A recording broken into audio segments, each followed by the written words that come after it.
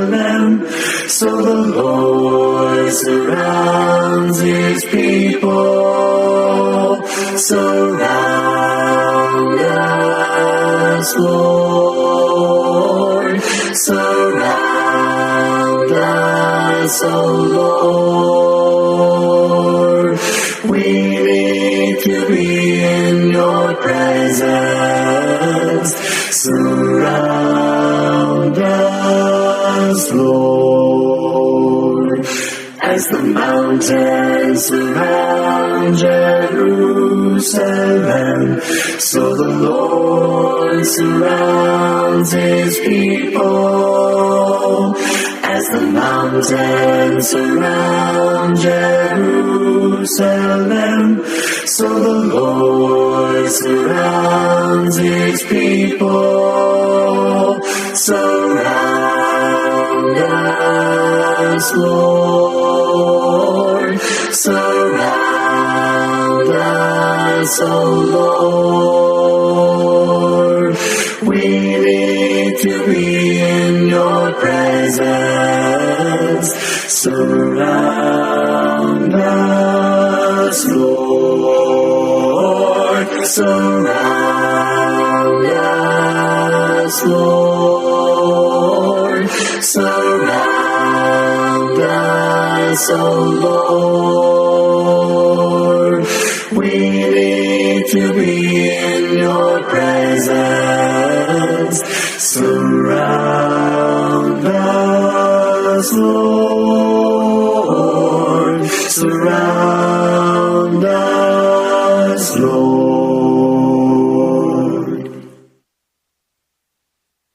Amazing grace, how sweet the sound that saved a wretch like me. I once was lost, but now I'm found. Was blind, but now I see. 'Twas grace that taught my heart to fear, and grace my fears relieved. How precious did that grace appear, the hour I first believed. My chains are gone, I've been set free. My God, my Savior, has ransomed me.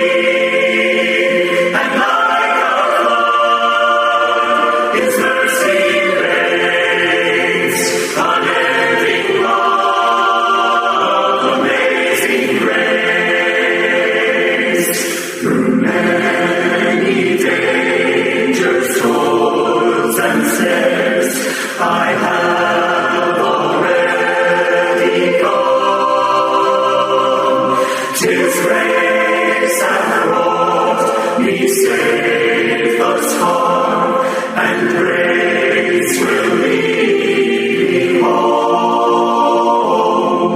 When we've been there 10,000 years, bright shining as the sun, we know there's days to sing God's praise than when we first begun. My chains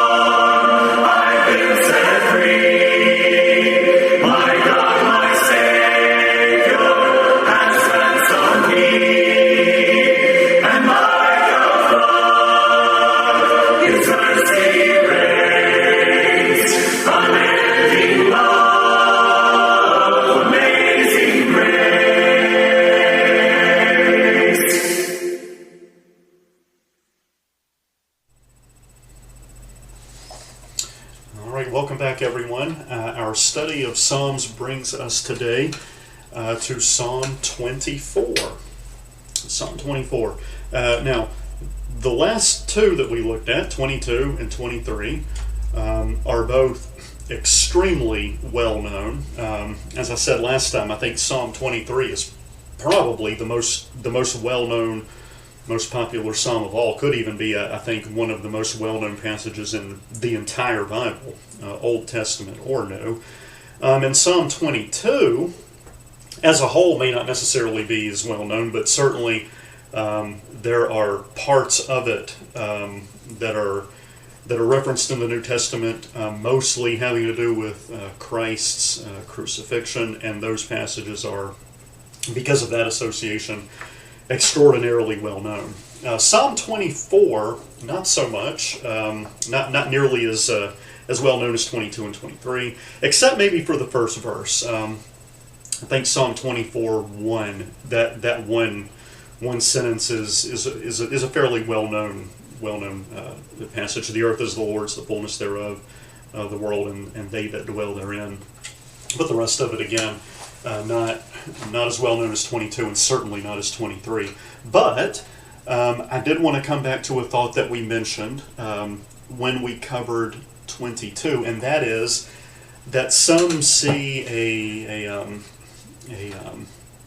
affinity between the three, 22, 23, and 24, especially if you look at them in a messianic through a messianic lens. You're seeing them as being about Christ, and again, certainly 22 is extraordinarily messianic in nature if you read the gospel accounts. As I said when we studied it, Jewish readers traditionally don't read any of that into it. They don't see 22 as messianic at all. Other passages certainly would be, Isaiah, Daniel, Zechariah, others, but if you ask a Jewish rabbi about Psalm 22, they would say there's nothing particularly, nothing about it that stands out more than other psalms round about it. But from a Christian perspective, given the citations and the descriptions that fit the crucifixion, it certainly is. But if you take the three of them with that Christ-centric kind of idea in mind, then you have, I guess, two different acrostics, one with a C and one with an S. So you have the cross, the crook, and the crown.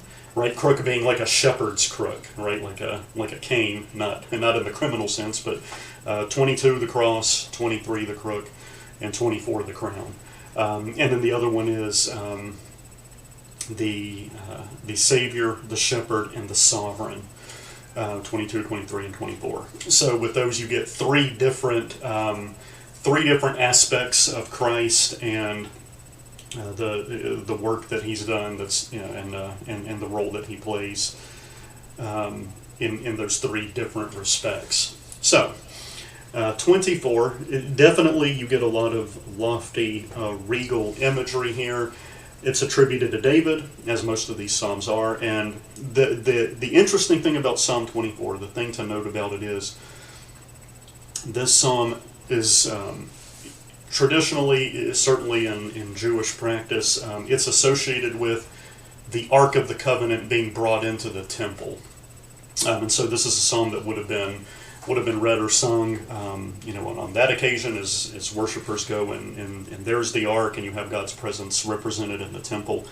I don't know that much about the specific occasion for its composition. Some note, Brother Waycaster notes here as well, that it could well have been penned by David on the occasion when the Ark was finally brought in, not necessarily into the temple, but into Jerusalem. So kind of keep that in mind. That's kind of the background of this psalm. That's the occasion for it. Its purpose. It has to do with the Ark of the Covenant being brought in, and the outline that he follows here. The first two verses, we have praise. An ascription of praise to God as the maker and upholder of all things. Again, like I noted, verse 1 is a rather popular verse.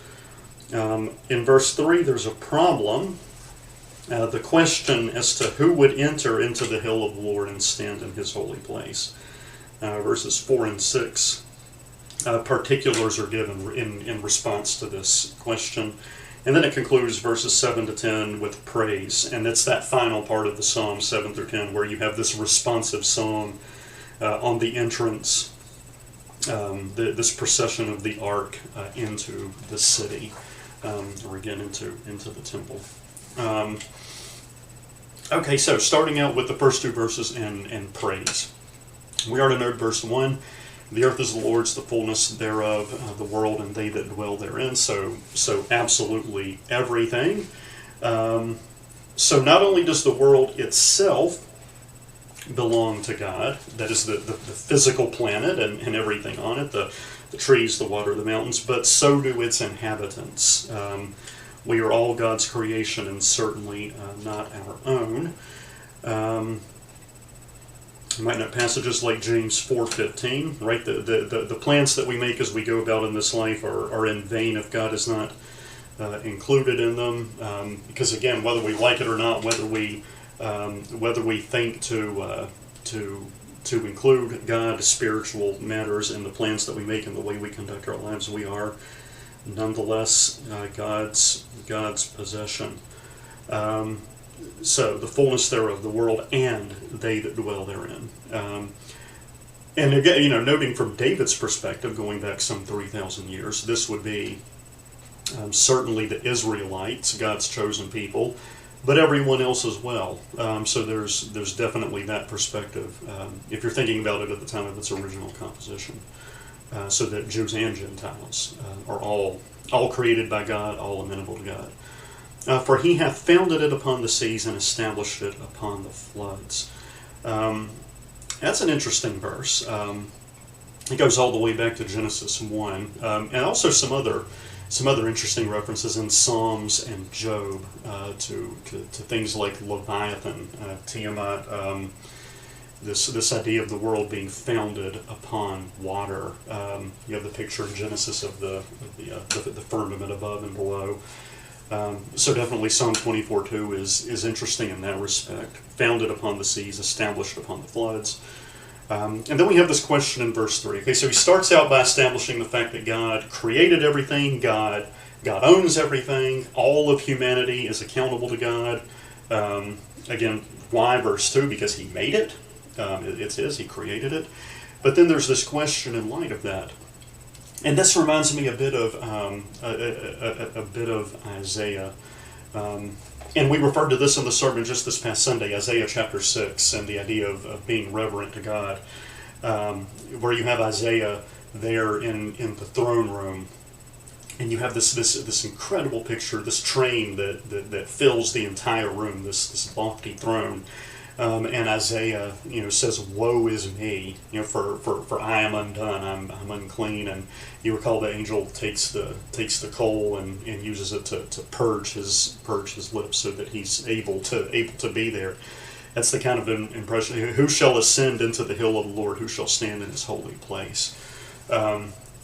Isaiah certainly had that sentiment. I'm not worthy to be here. The hill of the Lord, his holy place, these are generally acknowledged to be allusions to Jerusalem, ultimately to the temple. And the answer is given. And this is yet another. We're only in Psalm 24. I try to point it out every time I see it because it flies directly in the face of a lot of mainstream Protestant thinking. He that hath clean hands and a pure heart. Because again, the mainstream Protestant notion, originally proffered by Augustine way back in the 4th century, popularized and codified by John Calvin. No one has a pure heart, right? There's no such thing. Human beings are innately sinful from the womb. They are corrupt, and there's no such thing. And again, they would usually note Jeremiah 17:9 or Psalm 51:5 with regard to that. But we've talked about those before. We won't rehash it. But here, who can ascend to the hill of the Lord? Who stands in his holy place? He that hath clean hands and a pure heart, which is possible to do. Does not mean perfect, as we've said before, right? It doesn't mean sinless perfection in a person's life, but God has provided man a means to deal with that. In the Old Testament, certainly, and in the grand scheme of things, in a prospective sense, looking forward to the cross, and certainly in the New Testament, from the cross forward, the blood of His Son that makes it all possible. Yes, it is possible for a person to have clean hands, a pure heart. Perfect, no, but Christ's blood makes them perfect. Who hath not lifted up his soul unto vanity, nor sworn deceitfully. Can't help but think that David's son Solomon would we've been working our way through Ecclesiastes, would really appreciate this. Who hath not lifted up his soul unto vanity, nor sworn deceitfully. So someone who is sober, who is serious minded, who is truthful.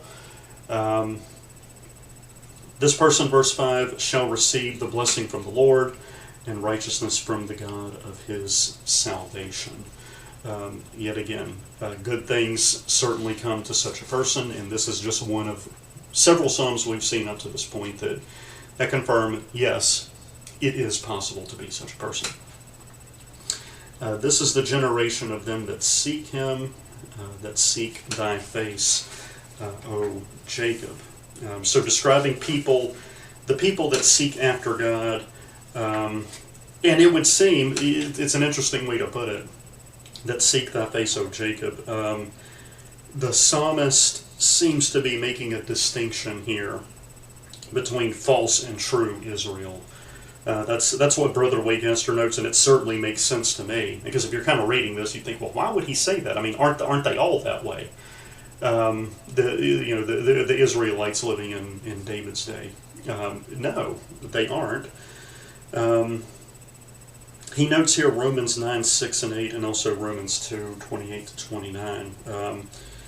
And I would agree with those absolutely. Just because a person, going back to David's day, was a physical descendant of Abraham, so they're an Israelite, right? They're born into the covenant, does not necessarily make them the kind of Israelite that God would have them to be. Such a person is the one who was described here in verse 4, and then we see God's perspective of it in verse 5. Pardon me for just a moment. I will set this to the side. I apologize for that. So this is the generation of them that seek him, that seek thy face, O Jacob. Lift up your head. Now here, as I said, there's another shift going into verse 7. So as we finish up the psalm, he started out by praising God, acknowledging God's the creator of all things, acknowledging the fact that for those who would worship God, for those who would ascend to the hill of the Lord, stand in his holy place, there is certainly some expectation on God's part for what kind of a person is going to do such a thing, and he describes that person. And then here we have in the final part of the psalm, verses 7 through the end, the Ark of the Covenant being brought forward. And again, as I noted, there's a sense of a responsive song here. And, as I also noted in the introduction, this particular psalm is one that would have been read traditionally in Jewish worship, on this occasion. Lift up your heads, O ye gates, and be ye lift up, ye everlasting doors, and the King of glory shall come in. Who is this King of glory? The Lord strong and mighty, the Lord mighty in battle. Okay, so again, the Lord mighty in battle is another interesting description, kind of like we had back in verse 2, regarding founding the world upon the seas and upon the floods. This picture of God as being a warrior, a leader in battle. It certainly fits on, again, if the occasion is indeed, as traditionally ascribed, related to the Ark of the Covenant, because of course the Ark would have been carried in advance of the Israelite army in battle. So it's a good description, generally speaking. The Lord mighty in battle. It's even more specifically tied to this notion of the Ark. Lift up your heads, O ye gates, even lift them up, ye everlasting doors, and the King of glory shall come in. Again, the Ark kind of being where you have the seat atop, representative of God's presence. So where the ark goes, there the presence of God goes along with it. So it's fitting. Who is this King of glory? The Lord of hosts. He is the King of glory. Again, hosts referring to an army. Going back to verse 9, the Lord mighty in battle. Okay, so that's Psalm 24. Kind of wrapping it up. Next time we come back, Psalm 25, we'll kind of shift gears a bit. But again, keep in mind what we said regarding the three that we've just looked at, 22, 23, and 24. And that notion of kind of taking them together and seeing three different facets of Christ in them. The cross, the Savior, in 22. The crook, again, the shepherd's staff. The crook, the shepherd, in 23. And then the crown, the sovereign, in 24. All right, so I hope you've enjoyed taking a look at that with me today. And again, next time, Lord willing, we will continue on with Psalm 25. Thank you very much for your attention. Over all the earth, you reign on high, every mountain stream, every sunset sky. But my one request, Lord, my only aim, is that you'd reign in me again. Lord, reign in me, reign in your power, over all my dreams, in my darkest hour. You are the Lord of all I am, so won't you reign in me again?